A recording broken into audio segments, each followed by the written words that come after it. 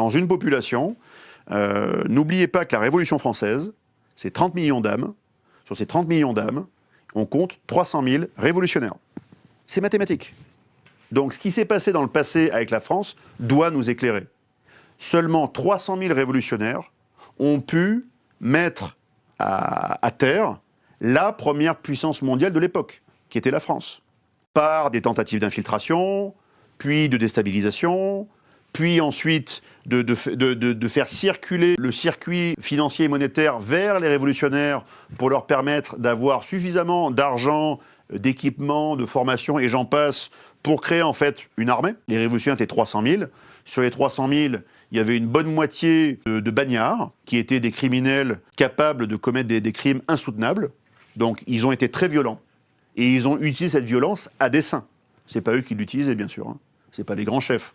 C'est tous les bagnards. Ils ont ouvert les bagnes de Brest, les bagnes de Toulon.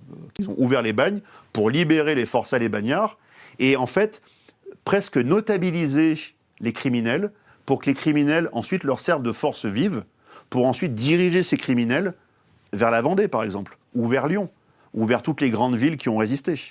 Donc 300 000, donc 1%. Aujourd'hui, nous sommes 70 millions de Français.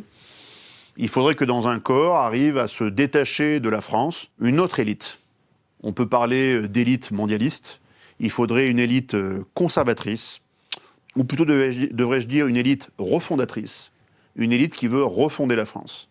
Et cette élite doit s'appuyer sur 500, 600, 700 000 individus.